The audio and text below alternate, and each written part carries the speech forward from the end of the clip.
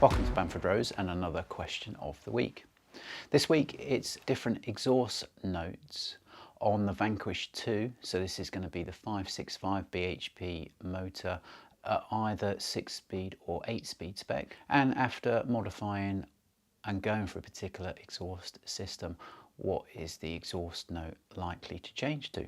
Any of the Astons with the 565 bhp motor in, these are already rocket ship fast to start with anyway. So just for giggles, if you did want maximum performance possible, then yes, we can put our bespoke exhaust manifolds and catalyst on that car, and with the ECU remap take horsepower north of 600. But proving very popular for the 565 bhp motor is the option where we remove the primary catalyst.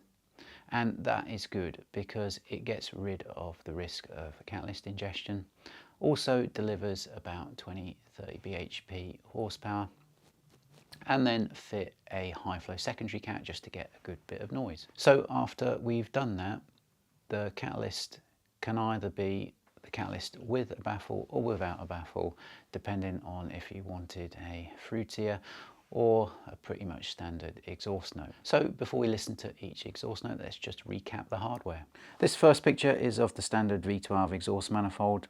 You can see there the heat shield around the catalyst, and there's a couple of runners there that are really short length, and the catalyst is really very close to the engine. This is why if there was a misfire, then the front face of the brick would break up and the engine would ingest the debris. So now we can look at what we do with a modified catalyst, and after we've removed the catalyst, we cut just below the primary catalyst on the weld seam that was originally there, so we can remove the primary cat, and then we weld back on some 3-bolt flanges so that it's a nice neat refit of that manifold back to the car.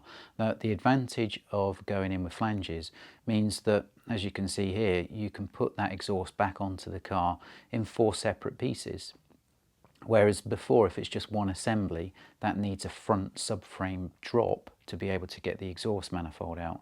So by refitting with those bolted flanges is a really neat idea to reduce installation time. So next we have a picture of catalysts without a sound baffle, and these give a fruitier exhaust note than catalysts with a baffle. And now we have a pair of Vanquish that we're in simultaneously, and we can assess what each option sounds like.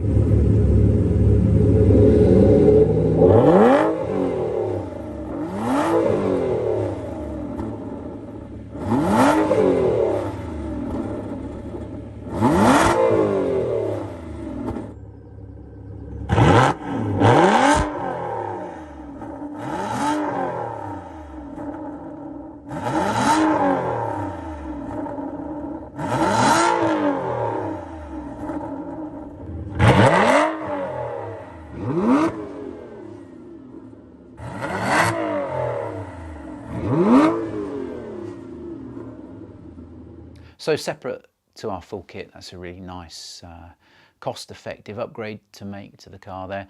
Also equally applies to the V12 Vantage S, that's the same 565 bhp motor. Catalyst failure and subsequent ingestion on the 565 motors is pretty uncommon. That's because these cars have still got a level of newness to them.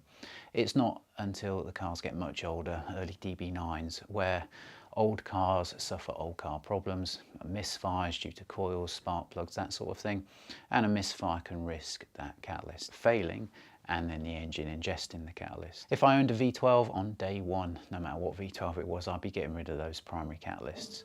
They serve me as the driver, as the owner, no purpose whatsoever. They just offer liability. And as a driver, as an owner, you don't need them whatsoever. You know, current legislation does not outlaw removal of those catalysts explicitly. The automaker needed them to pass homologation to sell to the market. But then once in market, all the car needs to do is pass the annual MOT check. Hope that video shows what the sound difference is between baffle and non-baffle cats. But even if you made the exhaust note the most fruity, you've always got the 3-way switch to control the exhaust valves in permanent silent mode. Hope you like that question of the week. As ever, really helps us if you can like, comment and subscribe to our channel. We'll look forward to seeing you on the next question of the week.